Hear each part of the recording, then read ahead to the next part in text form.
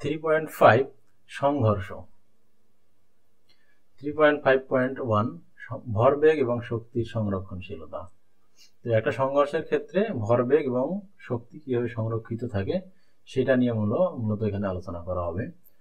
মনে করি একটি সমতলে m1 এবং m2 ভর u1 এবং u2 বেগে সরলরেখায় যাচ্ছে। তাদের বেগের ভিন্নতার কারণে ধরা যাক তাদের মাঝে সংঘর্ষ হলো এবং সেই কারণে তাদের বেগ পাল্টে গেল। m1 ভরটির বেগ এখন v1 এবং m2 ভরটির বেগ v2। আমরা কি সংঘর্ষের পর বেগ v1 এবং v2 কত সেটা বের করতে পারবো? তাহলে এখানে যে জিনিসটা নিয়ে আলোচনা করা হয়েছে সেটা হচ্ছে, আমরা এর আগে যেটা পড়ছি, যদি কোথাও সংঘর্ষ হয় তো সংঘর্ষের আগে এবং পরে সংঘর্ষের মোট ভরবেগ কি থাকে? সমান থাকে। শুধু শর্ত হচ্ছে বাইরে থেকে কোনো বল প্রয়োগ করা হবে না। শুধু ভরবেগই সংরক্ষণশীল থাকে না, ঠিক সেই সাথে একইভাবে যদি অন্য কোনোভাবে শক্তির অপচয় না ঘটে তাহলে সংঘর্ষের আগে এবং সংঘর্ষের পরে মোট শক্তিও কিন্তু কি থাকে? সংরক্ষিত থাকে। তাহলে একটা সংঘর্ষের ক্ষেত্রে দুইটা জিনিস সংরক্ষিত থাকে, একটা হচ্ছে শক্তি সংরক্ষিত থাকে আর একটা হচ্ছে ভরবেগ সংরক্ষিত থাকে। কয়টা জিনিস সংরক্ষিত থাকে? দুইটা জিনিস সংরক্ষিত থাকে। অর্থাৎ ভরবেগের আগে যা থাকবে ভরবেগের পরেও তা থাকবে। তবে শর্ত হচ্ছে, ভরবেগের সংরক্ষণশীলতার শর্ত হচ্ছে বাইরে থেকে কোনো বলের আদান প্রদান হওয়া যাবে না, আর শক্তি সংরক্ষণশীলতার শর্ত হচ্ছে অন্য কোনোভাবে শক্তি কি করা যাবে না? ব্যয় হওয়া যাবে না। যদিও বাস্তবে শব্দ শক্তি, তাপ শক্তি, বিভিন্ন ধরনের শক্তি কি হয়, রূপান্তর ঘটে। এই জন্য শক্তির সংরক্ষণশীলতা বাস্তবে খুবই কঠিন। ভরবেগের সংরক্ষণশীলতাটা তার তুলনামূলকভাবে একটু বেশি বাস্তবে আমরা দেখতে পাই। তো এই দুইটা শর্তকে আমরা ব্যবহার করে এখানে যেটা শিখবো, অর্থাৎ সংঘর্ষের আগে যদি একটা m ভরের বস্তু থাকে, তার ভর যদি হয় u1, আর একটা বস্তু যদি m2, তার ভর বেগ যদি হয় u2, তাহলে এই দুইটা যদি সংঘর্ষে লিপ্ত হয় তাহলে সংঘর্ষের পর তাদের বেগ কত হবে? v1 এবং v2 কত হবে? এই দুইটা জিনিস কি বের করা হবে। তো এই দুইটা জিনিস কি হবে? জাস্ট ভরবেগের সংরক্ষণশীলতা এবং শক্তি সংরক্ষণশীলতা, এই দুইটা নীতিকে ব্যবহার করে দুইটা ইকুয়েশন পাবো। দুইটা ইকুয়েশন সলভ করে মূলত অঙ্কটা করা যাবে। তো আমরা দেখি, সংঘর্ষের আগে ভর দুটির সম্মিলিত ভরবেগ আছে m1 u1 plus m2 u2, এটা সংঘর্ষের আগে। এবং সংঘর্ষের পর ভর দুটির সম্মিলিত ভরবেগ আছে m1 v1 plus m2 v2, এটা হচ্ছে সংঘর্ষের পর। তো বাইরে থেকে যেহেতু কোনো বল দেওয়া হয়নি, তাই সংঘর্ষের আগে যেটুকু ভরবেগ ছিল সংঘর্ষের পরেও সেইটুকুই ভরবেগ থাকবে। এটা হচ্ছে ভরবেগের সংরক্ষণশীলতা নীতি।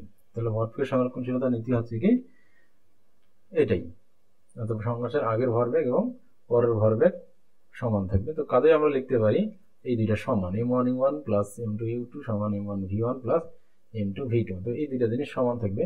তো এখানে আমাদের অজানা রাশি কয়টা? অজানা রাশি দুইটা। যাই হোক, এখানে একটি মাত্র সমীকরণ এবং দুটো অজানা রাশি v1 এবং v2, কাজেই আমরা v1 এবং v2 এর মান বের করতে পারবো না। তো অ্যাজ ফর তোমাদের ইনফরমেশনের জন্য বলি যে আমরা যদি ইকুয়েশনগুলো সলভ করি তাহলে ইকুয়েশনে জয়টা আননোন থাকবে, অ্যাটলিস্ট 3টা ইকুয়েশন লাগবে। তো এখানে দুইটা ইকুয়েশন, একটা কিন্তু আননোন v1 এবং v2, তাহলে দুইটা একটার সাপেক্ষে আরেকটার মান পাওয়া গেলেও দুইটার এক্সাক্ট মান পাওয়া যাবে না। যদি v1 এবং v2 বের করতে চাই তাহলে আরেকটা সমীকরণ দরকার। সৌভাগ্যক্রমে আমাদের আরো একটি সমীকরণ আছে। তো পরের অধ্যায়ে আমরা যখন শক্তি সম্পর্কে জানবো তখন শক্তির নিত্যতা সূত্র থেকে দ্বিতীয় আরেকটি সমীকরণ পেয়ে যাব। সেই সমীকরণটা হচ্ছে শক্তির সংরক্ষণশীলতা নীতি, যেটা উপরে আমি বললাম। সেটি হচ্ছে শক্তি সংরক্ষণশীলতার সূত্র। তোমরা পরের অধ্যায়ে দেখবে m1 ভরের কোনো বস্তু যদি u বেগে যায় তাহলে তার গতিশক্তি হবে 12m u²। আমরা ধরে নেই সংঘর্ষে গতিশক্তি ব্যতীত অন্য কোনো শক্তির আদান প্রদান ঘটেনি, সেক্ষেত্রে আমরা শক্তির সংরক্ষণশীলতা ব্যবহার করে লিখতে পারি। অর্থাৎ এই ক্ষেত্রেও কি হবে? সংঘর্ষের আগের যে শক্তি 12m u², u1 m1 হবে এখানে, আর সংঘর্ষের আগে দ্বিতীয় বস্তুর গতিশক্তি এটা, এবং সংঘর্ষের পরে যদি তাদের বেগ v1 এবং v2 হয় তাহলে তাদের মোট গতিশক্তি হবে 12m1 v1² plus 12m2 v2²। অর্থাৎ গতিশক্তির সমীকরণ আছে যে কোনো বেগে গতিশীল বস্তুর গতিশক্তির সমীকরণ হচ্ছে 12m v², অর্থাৎ তার হাফ ইন্টু তার ভর ইন্টু তার ওই মুহূর্তের বেগ স্কোয়ার। তো এইভাবে কি করা যায়, তাহলে দুইটা ইকুয়েশন দুইটা আনন, তাহলে এক জায়গা থেকে আমরা ভি এর মান V1 এর মান বের করে যদি আরেক জায়গায় বসিয়ে দেই, তাহলে ওখান থেকে V2 এর মান পেয়ে যাবো। তো ইকুয়েশনটা সলভ করলে এখানে V1 এবং V2 এর একটা কি পাওয়া যাবে, মান পাওয়া যাবে। তো সেই জিনিসটাই এখানে সরলীকরণ করে দিছে। এখানে যদি M1 কমন নেই তাহলে হবে এটা, আর এখান থেকে M2 কমন নিলে হবে এটা, আর এখান থেকে যদি আমরা সব হাফগুলো কেটে দিয়ে এই যে M1 কে এইটাকে নিয়ে আসছে এই দিকে, আর এটাকে নিয়ে গেছে ওই দিকে, নিয়ে গিয়ে তোমার এই জিনিসটা পেয়ে গেছে। ঠিক আছে, তো এই জিনিসটা পাওয়ার পর এখন এই দুইটা সলভ করে তারা এটা বের করছে। তো এটা এই সলভটা আমি দেখাচ্ছি না, এই সলভটা পরীক্ষায় কখনো কোনোদিন আসেও না, আসবেও না। তো বাট এই সূত্র দুইটা কি প্রয়োজন, এই সূত্র দুইটা দিয়ে অনেক সময় বিভিন্ন ধরনের কি অঙ্ক পরীক্ষায় করতে দেয় V1 এবং V2 এর মান কি হবে, অর্থাৎ যে কোন U1 এবং U2 বেগের দুইটা বস্তু সংঘর্ষে লিখতে হয়, তাহলে সংঘর্ষের পর তাদের বেগ V1 এবং V2 কত হবে। ইকুয়েশনটা একটু জটিল, মনে রাখা যায় না, আমি তোমাদের একটা কৌশল শিখাই দিতে পারি। সেটা আছে, তোমরা দেখো এইখানে কিন্তু নিচে কি আছে, আমরা যে বস্তুরই সংঘর্ষের পর বেগ বের করি না কেন, দুই জায়গাতেই দুইটা বস্তুর ভর কি হবে, ভরের যোগফল হবে, দুইটাতেই কি হবে, ভরের যোগফল হবে। আর উপর নিচে এটা হবে, আর উপরে দেখো দুইটা রাশি আছে, উপরে রাশি কয়টা আছে, দুইটা, আর মাঝখানে আছে প্লাস চিহ্ন। উপরে কি আছে, দুইটা রাশি আছে, মাঝখানে আছে প্লাস চিহ্ন। আমরা পরের রাশিটার কথা যদি বলি, পরের রাশিটার ক্ষেত্রে দেখো যখন আমরা V1 বের করতেছি, আমরা যখন V1 বের করতেছি তখন পরেরটার ভরবেগের 2 গুণ যোগ হচ্ছে, আর যখন V2 বের করব তখন মানে দ্বিতীয় বস্তুর বেগ যখন বের করব তখন প্রথম বস্তুর ভরবেগের 2 গুণ কি হয়েছে, যোগ হয়েছে। তাহলে আমরা শেষে কি করব, আমরা যেটা বের করব, আমরা V1 বের করতে চাইলে প্রথম বস্তুর শেষ বেগ বের করতে চাইলে দ্বিতীয় বস্তুর কি হবে, ভরবেগের 2 গুণ কি করে দিতে হবে, আগের ভরবেগ, পরেরটা তো জানি না আমরা, আগের ভরবেগটাই তো আমার জানা আছে, আগের ভরবেগে 2 গুণ যোগ করে দেব। আর যদি দ্বিতীয় বস্তুর বেগ আমরা বের করতে চাই তাহলে প্রথম বস্তুর ভরবেগের 2 গুণ কি বসিয়ে দেব। তো এই গেল দ্বিতীয় পার্টের কথা। এবার আসি আমরা সামনের পার্টের কথা। সামনের পার্টটাতে হচ্ছে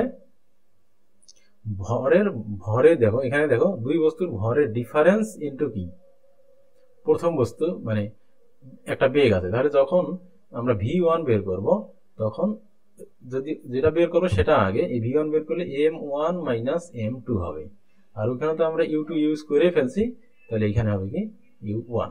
তাহলে V1 এর ক্ষেত্রে M1 থেকে M2 বাদ দিতে হবে আর U1 যোগ করতে হবে সামনের রাশিটাতে।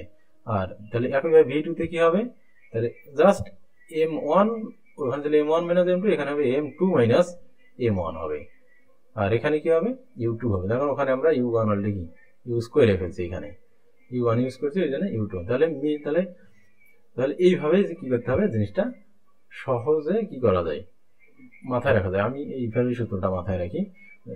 আবার যদি বলি তাহলে আমরা যার শেষ বেগ বের করব, দ্বিতীয় রাশির ক্ষেত্রে এখানে দুইটা করে রাশি আছে, লবে আর হরে আছে দুইটা রাশি, হরে সেম রাশি M1 প্লাস M2, আর লবে আছে কি দ্বিতীয় রাশিটা হচ্ছে যে বস্তুর ভরবেগ আমরা বের করব, তা এক নম্বরটা বের করলে আমরা 2 নম্বরটার ভরবেগে 2 গুণ যোগ করব, আর 2 নম্বরটার ভরবেগ বের করলে 1 নম্বরটার ভরবেগ কি করব, পরে যোগ করে দেবো। আর আগে হবে কি V1 বের করলে M1 minus M2 into U1, V1 আছে U1 দিতে হবে, তখন U2 আমরা ওখানে দিয়ে দিছি। আর এরপর যখন V2 বের করবো তাহলে M2 থেকে M1 বাদ দিব, আর এখানে দেবো ইন্টু U2, তাহলে এখানে তার কারণ এখানে আছে কি U1 ইউজ করা হয়ে গেছে। তাহলে একটা জিনিস তোমরা যদি মাথায় রাখো, এটাও কিন্তু ভরবেগ, এটাও কি ভরবেগ, আর এটাও কি ভরবেগ, দুইটাই কিন্তু ভরবেগ, তাই না? দেখো দুইটাই কিন্তু ভরবেগ, ভরবেগ থেকে এই ভর ভাগ করলে তাহলে কি হবে, বেগ পাওয়া যাবে। দেখ তাহলে এখানে দ্বিতীয় বস্তুর ভরবেগ, আর এটা আছে প্রথমটা বের মানে উল্টাটা। তাহলে এইভাবে মাথায় রাখো, বেশি এটা নিয়ে আমি ইয়া করলে তোমাদের মাথায় ঘুরবে।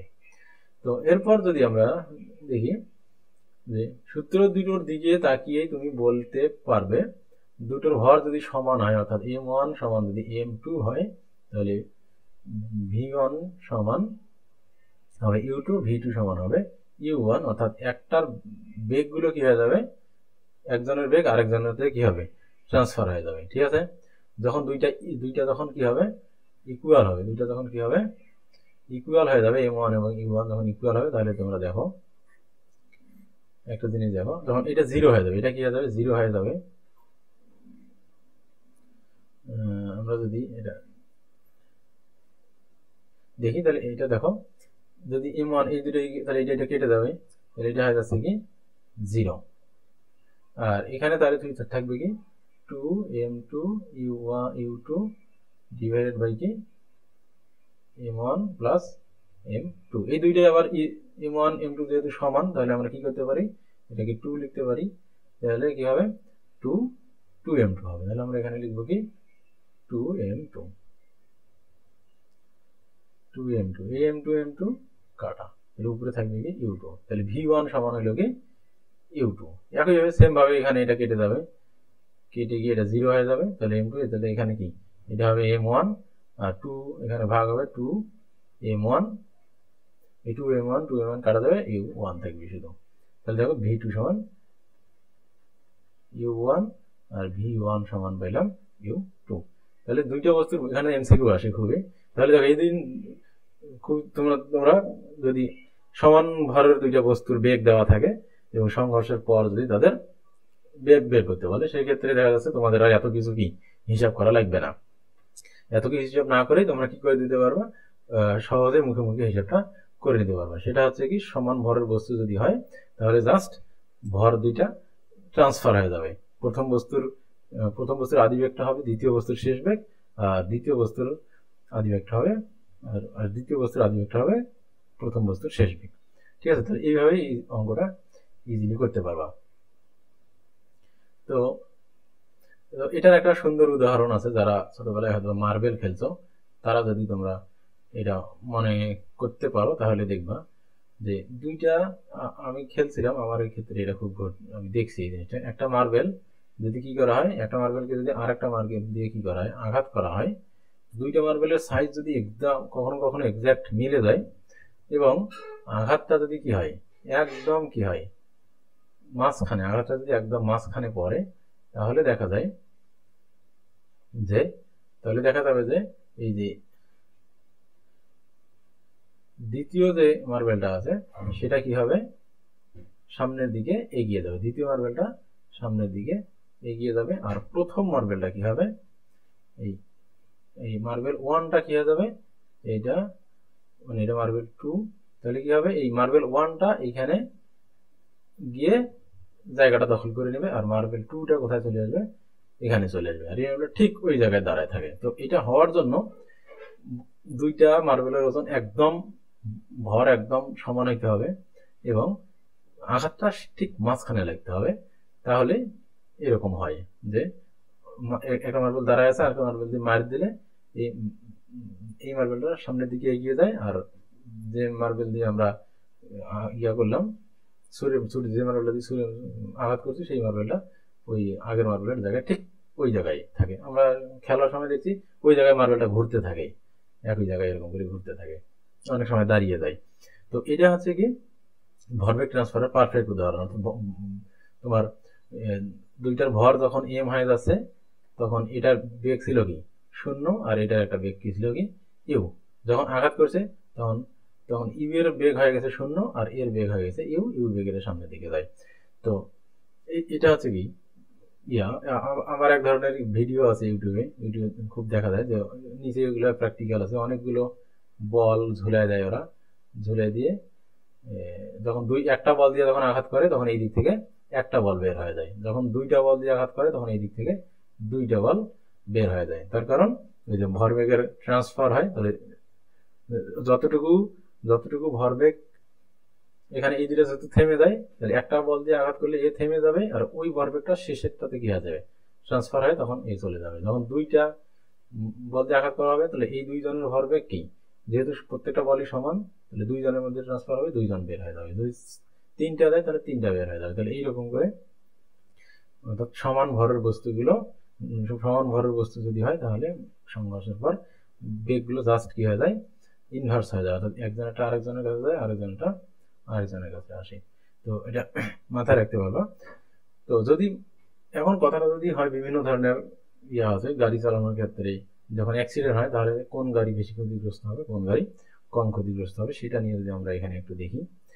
তো আমরা পরের অধ্যায়ে শক্তি সম্পর্কে জানার সময় গতিশক্তির বিষয়টি বিস্তারিতভাবে বুঝতে পারবো, কিন্তু সংঘর্ষ পড়ার সময় এর মাঝে জেনে গেছি যে গতিশক্তিকে হাফ mv² হিসেবে প্রকাশ করতে হয়। ভ্রমণ সম্পর্কে আলোচনা করার জন্য বিষয়টি খুবই গুরুত্বপূর্ণ। গতিশক্তির মাঝে বেগের বর্গ রয়েছে, অর্থাৎ বেগ দ্বিগুণ করা হলে গতিশক্তি 4 গুণ বেড়ে যায়। অর্থাৎ দুটো গাড়ির মাঝে সংঘর্ষ হয় তখন এই শক্তিটির কারণেই গাড়ি ক্ষতিগ্রস্ত হয় এবং আরোহীরা আঘাত পায়। কাজেই দুর্ঘটনার সময় ক্ষতি কমানোর সবচেয়ে সহজ উপায় হচ্ছে গতি কম রাখা। আমাদের দেশের বেশিরভাগ দুর্ঘটনা হয় গাড়ির বেগ বেশি রাখার কারণে, তখন গাড়িকে নিয়ন্ত্রণ করাও কঠিন হয়ে যায় এবং দুর্ঘটনা ঘটার সময় সেখানে অনেক শক্তি ব্যয় হয়। তাহলে আমরা দেখছি যে একটা গাড়ি যখন ভি বেগে যায় তখন তার গতিশক্তি থাকে হাফ mv²। অর্থাৎ দুইটা গাড়ির মধ্যে যদি একটা গাড়ির বেগ হয় ইউ আর একটা গাড়ির বেগ যদি হয় 2u, তাহলে এর মধ্যে যে পরিমাণ এনার্জি থাকবে তার বর্গগুণ, অর্থাৎ 4e পরিমাণ এনার্জি থাকবে। তাহলে বেগ যদি 2 গুণ হয় তাহলে শক্তি থাকবে 4 গুণ, তার কারণ বর্গের সমানুপাতিক হাফ mv সমান কি হাফ mv²। তাহলে ভি যদি 2 গুণ হয় শক্তি হবে 4 গুণ, ভি যদি 3 গুণ হয় শক্তি হবে 3 × 9 গুণ। তার কারণ এখান থেকে এটা আসে অনেক সময় ই প্রপোর্শনাল কি v², গতিশক্তি বর্গের কি বেগের বর্গের সমানুপাতিক। তাহলে কোন একটা বস্তু দ্বিগুণ, তার মানে কি বোঝা যাচ্ছে একটা বস্তু যদি দ্বিগুণ বেগে থাকে তাহলে সে দ্বিগুণ ক্ষতিগ্রস্ত হবে না, বরং সে 4 গুণ ক্ষতিগ্রস্ত হবে।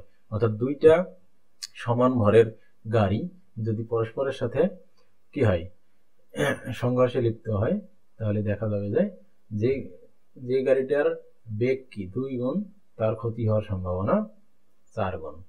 ঠিক আছে? তো আচ্ছা, যাই হোক, এরপর আমরা পরের অংশে চলে যাই।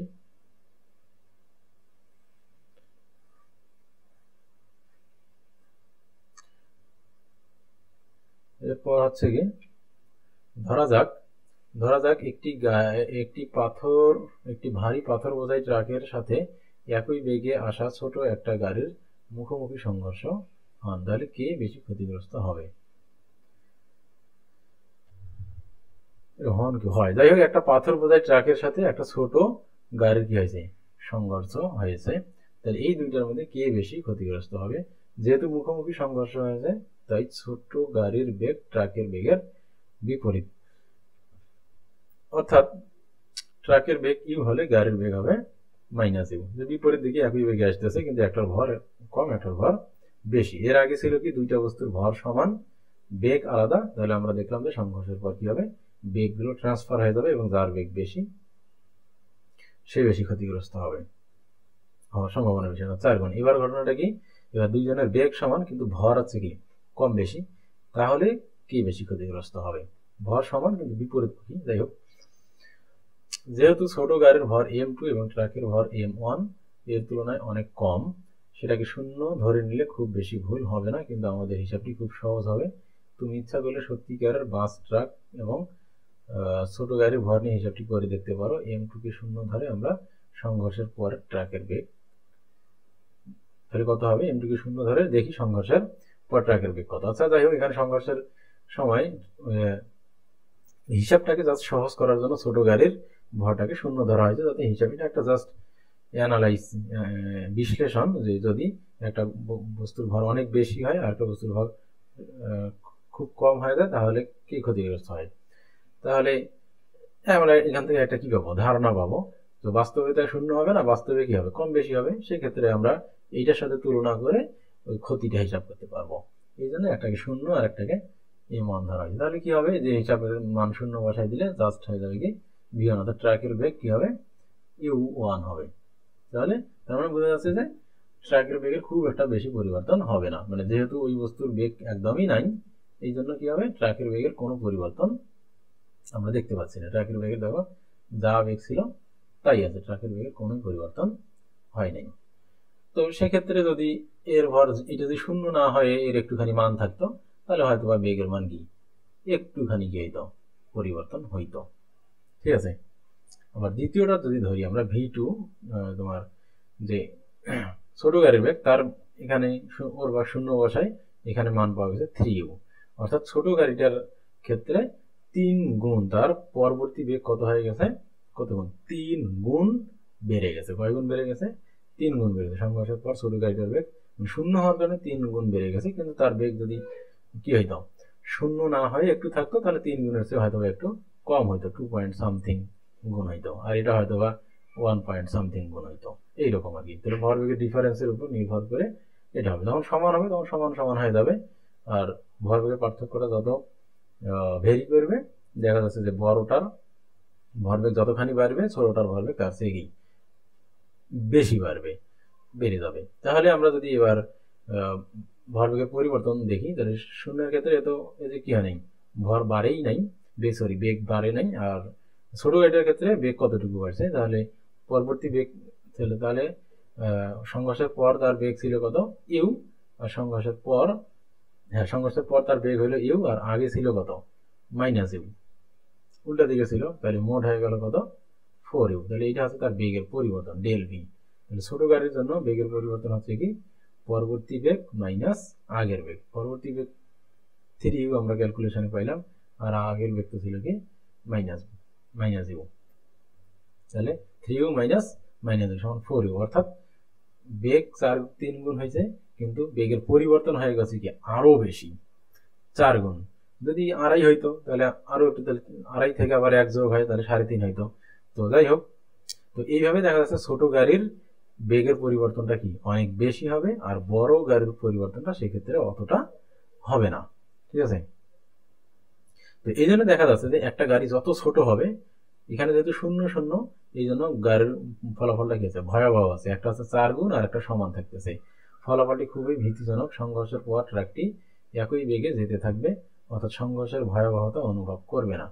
ছোট গাড়িটির বেগ u2 থেকে পরিবর্তিত হয়ে 3u হয়ে যাবে, যার অর্থ বেগের পরিবর্তন 3u মাইনাস ইউ সমান 4u, অর্থাৎ ছোট গাড়ির বেগের দিক পরিবর্তিত হয়ে উল্টো দিকে কি হয়ে যাবে, 4 গুণ বেগে ছিটকে যাবে। এই প্রক্রিয়া ছোট গাড়িটি দুমড়ে মুচড়ে ধ্বংস হয়ে যাবে এবং আরোহীদের প্রাণ হারানো হবে, খুবই স্বাভাবিক ঘটনা।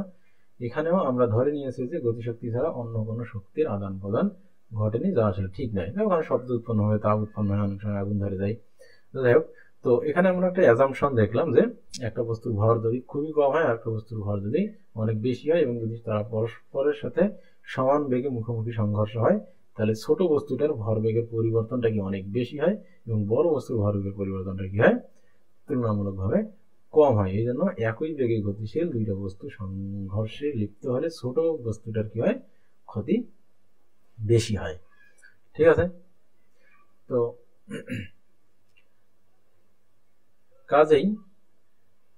কাজেই আমাদের পথে যদি ভারী ট্রাক এবং ভারী বাস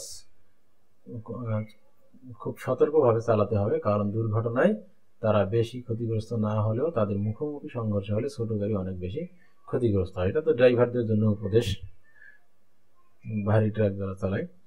তো আশা করি তোমরা এই বিষয়টা বুঝতে পারছো। এরপর ওই যেটা বললাম যে ইউটিউবে এই ভিডিওটা মাঝে মাঝেই আমরা দেখতে পাই, এটা খুবই কমন একটা ভিডিও। সেটা হচ্ছে যে এই যে একটা বলকে কি করা আছে, এরকম করে বল রেখে একটা মার্বেল দিয়ে আঘাত করলে একটা মার্বেলই বের হয়ে যায়। এটা তোমরা পড়ে নাও, আমি এটা পড়াচ্ছি না, এটা আমি বুঝাইলাম একটু আগেই।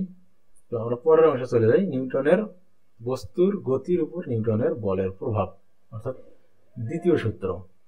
প্রথম সূত্র তো আমরা পড়ছি যে বল প্রয়োগ হলে বস্তুর গতির পরিবর্তন হয়, অর্থাৎ বস্তুর ত্বরণ হয়। এখন আমরা হিসাব করবো যে কি পরিমাণ হয়। ঠিক আছে। ফুটবলের মাঠে আমরা অনেকেই একজন খেলোয়াড়কে একটা স্থির ফুটবলকে কিক করে সেটা গতিশীল করে দূরে পাঠিয়ে দিতে দেখেছি। কিক করার সময় যখন ফুটবলটি স্পর্শ করে, শুধু সেই মুহূর্তটি ফুটবলটিতে বল প্রয়োগ করা হয়, সেই বলের কারণে স্থির ফুটবলটি গতিশীল হয়। এটাকেই কিন্তু এই যে ঘাত বল বলা হয়। আমি এর আগে ঘাত বল ভরবেগের পরিবর্তন এটা দেখাইছি। আমরা শুধু এক মুহূর্তের জন্য বল প্রয়োগ না করে দীর্ঘ সময়ের জন্য বল প্রয়োগ করতে পারি। একটা স্থির ঠেলাগাড়িকে বেশ কিছুক্ষণ ঠেলে তার ভেতরে একটা গতির সঞ্চার করে আমরা ছেড়ে দিতে পারি। ঘর্ষণের কারণে থেমে না যাওয়া পর্যন্ত সেটি বেশ খানিকক্ষণ গড়িয়ে যেতে পারে। তো ঘর্ষণ বল না থাকলে এটা নিউটনের ফার্স্ট ল অনুযায়ী কি হইতো, চলতেই থাকতো আজীবন। বল প্রয়োগ করে যে শুধু বলের মান পরিবর্তন করা যায় সেটা না, বল প্রয়োগ করে বেগের দিকও পরিবর্তন করা যায়। ক্রিকেট খেলার মাঠে যখন বোলার ব্যাটসম্যানের দিকে একটা ক্রিকেট বলকে ছুড়ে দেয়, ব্যাটসম্যান তখন ব্যাটের আঘাতে বলটিকে তার ব্যাট দিয়ে আঘাত করে বলটিকে ভিন্ন দিকে পাঠিয়ে দিতে পারে।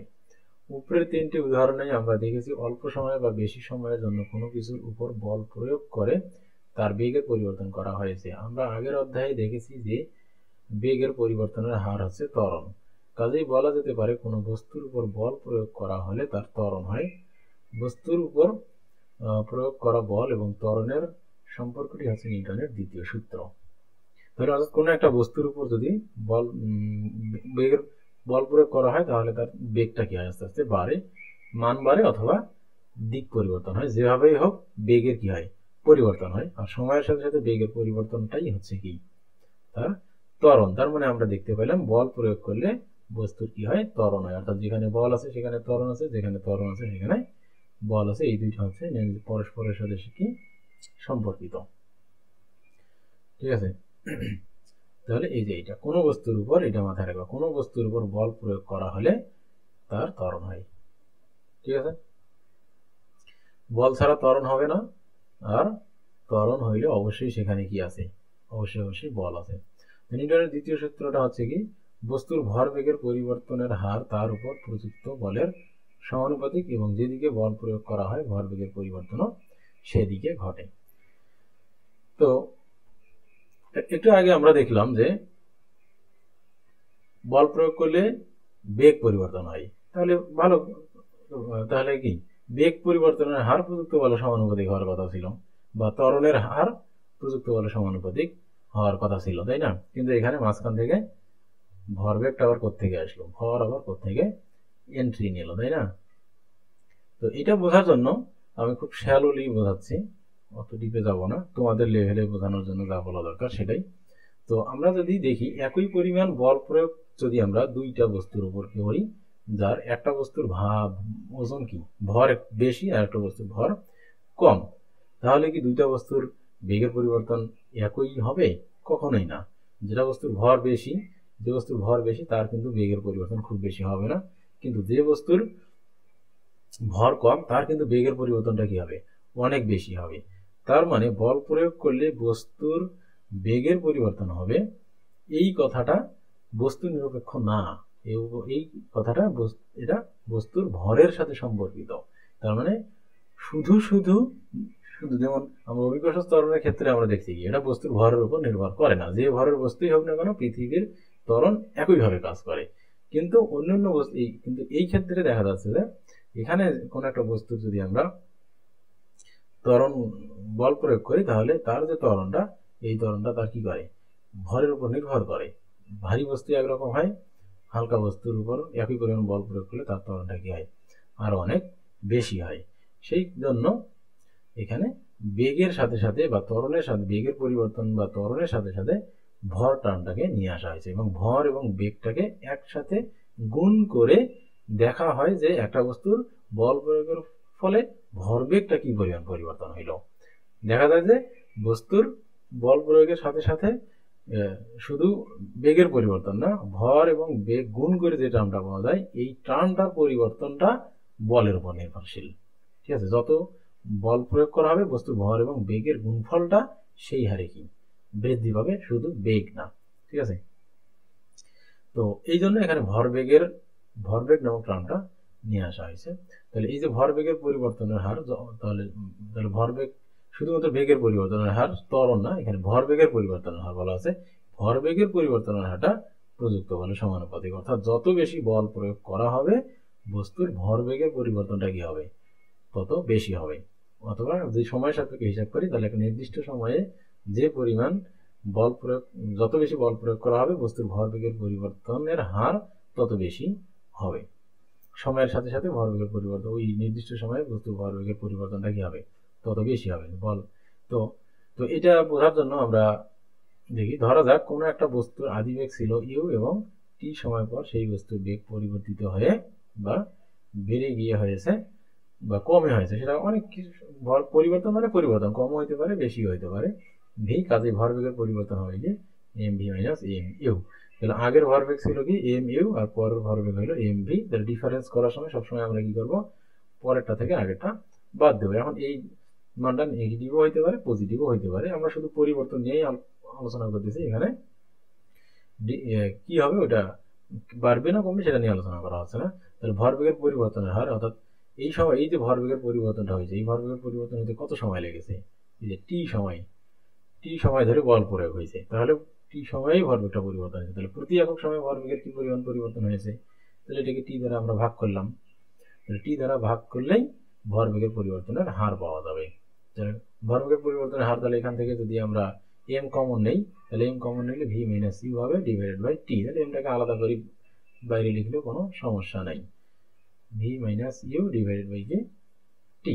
তাহলে এই যে v minus u divided by t, এই জিনিসটা সমান আছে ত্বরণ, এটা আমরা প্রথম অধ্যায়ে পড়ে আসি। তাহলে এম এ, তাহলে আমরা ভরবেগের পরিবর্তনের হারটাকে বলতে পারি এম এ। তাহলে এম এ জিনিসটাই আছে কি ভরবেগের পরিবর্তনের হার।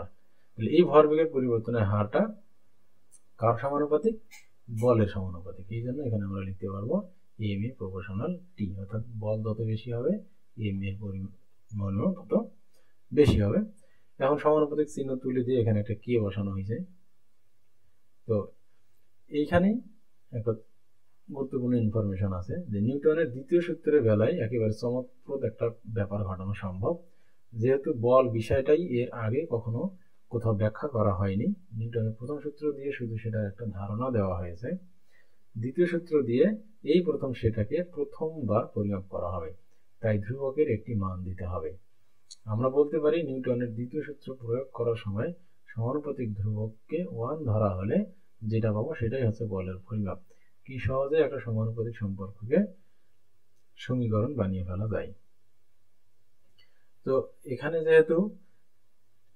যেহেতু বলের সংজ্ঞা আগে দেওয়া হয় নাই, তাই কে এর মানটাকে ইচ্ছা মতো ধরে নেওয়া যাচ্ছে। অন্যান্য বেলায় আমরা কি, যেমন মহাকর্ষ বলের ক্ষেত্রে আমরা কিন্তু ওইভাবে ধ্রুবকের মান ধরতে পারবো না, তখন এতক্ষণে আমরা বল কি সংজ্ঞায়িত করে ফেলছি, এ মতো সংজ্ঞায়িত করে ফেলছি, এও সংজ্ঞায়িত করে ফেলছি, কিন্তু এইখানে বল সংজ্ঞায়িত হয়নি। এই জন্য কি করলাম আমরা, এই জন্য যে সূত্রটা প্রতিপাদন করছেন উনি সহজেই এটা সমাধান করে ফেলছেন। উনি এই জায়গাতেই এসে বলের সংজ্ঞাটা দিয়েছেন কি, কে এর মান যদি 1 হয় তাহলে 1 কেজি ভরের বস্তুর উপর 1 মিটার পার সেকেন্ড স্কোয়ার ত্বরণ তৈরি করার জন্য যে বলের প্রয়োজন সেটাই হচ্ছে 1 নিউটন।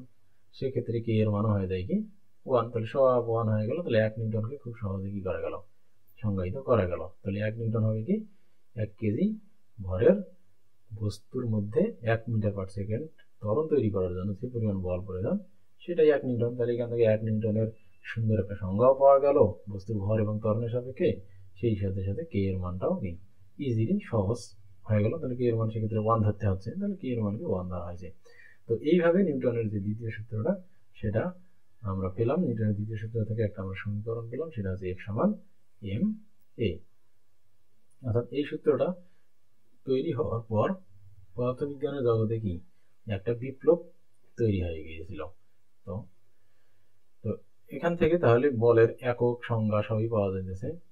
তাহলে বল আমরা যদি এর একক বা সংজ্ঞাগুলো দেখি, তাহলে বলের F সমান যদি m a হয় তাহলে এর একক হচ্ছে এমনিতে কেজি, বরের একক কি কেজি, আর ত্বরণ একক কি মিটার পার সেকেন্ড স্কোয়ার, এটা তার একক। কিন্তু এই এককরা যেহেতু বল একটা গুরুত্বপূর্ণ রাশি, এই জন্য এর আলাদা একটা নাম দেওয়া হয়েছে, সেটা হচ্ছে নিউটন। মৌলিক রাশিগুলোর জন্য যেমন একটা নাম দেয়, ঠিক সেরকম এখানে গুরুত্বপূর্ণ যে কিছু রাশি আছে এই গুরুত্বপূর্ণ রাশিগুলোকে ঝামেলা এড়ানোর জন্য এই বড় এই এককটা বললে সমস্যা, এই জন্য এটাকে কি করা হয়েছে নিউটনের নাম অনুসারে এই এককটাকে বলা যায় 1 নিউটন। তাহলে আমরা এখান থেকে বলতে পারবো যে 1 নিউটন সমান হচ্ছে 1 নিউটন সমান 1 kg metre per second square, এটা একই। এই কথার অর্থ হচ্ছে কি 1 কেজি বস্তুর মধ্যে 1 মিটার পার সেকেন্ড স্কোয়ার ত্বরণ তৈরি করার জন্য যে বল প্রয়োগ করতে হয় সেই বলের পরিমাপ হচ্ছে 1 নিউটন। তাহলে এই দুইটা জিনিস সেম। আর যদি এর আমরা মাত্রা হিসাব করতে চাই তাহলে মাত্রাটাও হিসাব করা সহজ। এম এর মাত্রা তো এম এ, আর ত্বরণের মাত্রা আছে এল টি ইনভার্স 2। তাহলে এটা পাওয়া গেল, সুন্দরভাবে তার কি মাত্রাও পাওয়া গেল। তো এখানে আমরা যদি তার পরের দিকে আগাই, এখানে মনে রাখতে হবে নিউটনের দ্বিতীয় সূত্রটি শুধু রৈখিক গতির জন্য সত্য নয়, এটি যে কোনো গতির জন্য সত্য, অর্থাৎ বৃত্তাকার গতি, পর্যাবৃত্ত গতি, যে কোনো গতির জন্য এটা খাটে। আমরা মাধ্যাকর্ষণ বল সম্পর্কে জেনেছি। নিউটনের দ্বিতীয় সূত্র ব্যবহার করে মহাকর্ষ বলের কারণে সূর্যকে ঘিরে ঘুরতে থাকা গ্রহদের গতিও ব্যাখ্যা করতে পারব। তবে আমরা এই বইয়ে নিউটনের দ্বিতীয় সূত্রটি শুধু রৈখিক গতির মধ্যেই সীমাবদ্ধ রাখব। একটি বস্তুর উপর যদি বল প্রয়োগ করা হয় তাহলে নিউটনের দ্বিতীয় সূত্র ব্যবহার করে খুব সহজে তার ত্বরণ বের করা যায়। বলকে ভর দিয়ে ভাগ করা হলে ত্বরণ বের হয়ে যাবে। তাহলে এটা খুবই ইজি। এফ সমান যদি এম এ হয় তাহলে এ সমান কি হবে, এফ বাই এম। এই যে এটা যারা ম্যাথের বেসিক ইকুয়েশন জানে তারা এটা সমান যদি এটা হয় তাহলে, অর্থাৎ এম এ সমান যদি এফ হয় তাহলে এ সমান কি হবে, ভাগ এদিকে গিয়ে কি হবে, গুণ এদিকে গিয়ে ভাগ হয়ে যাবে। এম এর সাথে গুণ আছে তাহলে জায়গা চেঞ্জ করলে প্লাস হয়ে যায় মাইনাস, গুণ হয়ে যায় ভাগ। তাহলে এই যে, তো ত্বরণ যদি জানা থাকে, এই ত্বরণকে আবার আমরা কি করতে পারবো, গতির সূত্রগুলোতে ব্যবহার করে তার বেগ বা অতিক্রান্ত দূরত্ব বের করতে পারবো। তাহলে এই অধ্যায়ে গতি সূত্রগুলো লাগবে। জাস্ট গতি সূত্রের সাথে ত্বরণ বের করার জন্য একটা নতুন সূত্র এখানে অ্যাড হলো। আমরা বলতে পারি যে যদি কোনো বস্তুকে গতিশীল দেখি এবং তার ত্বরণটুকু বের করতে পারি তাহলে তার ভর জানা থাকলে তার উপর কতটুকু বল প্রয়োগ করা হয়েছে সেটিও বের করা সম্ভব। এবার উল্টাভাবে যদি আমরা কোনোভাবে ত্বরণ বের করতে পারি, তার মানে দ্বিতীয় অধ্যায়ে কিন্তু আমরা অসংখ্য ম্যাথ ক্যালকুলেশন করছি যেগুলোতে ত্বরণ বের করতে পারছি। তাহলে এখন যদি বস্তুর ভর জানা থাকে তাহলে ভর আর ত্বরণ গুণ করে ওই বস্তুর মধ্যে কি পরিমাণ বল প্রয়োগ করা হয়েছে সেটাও আমরা দেখতে পাবো। তো এবারে আমরা কয়েকটি উদাহরণ দেখি, নিচে এরকম কয়েকটা উদাহরণ দিয়েছে, সেগুলো যদি আমরা দেখি তাহলে বুঝতে পারবো এগুলো খুবই ইজি।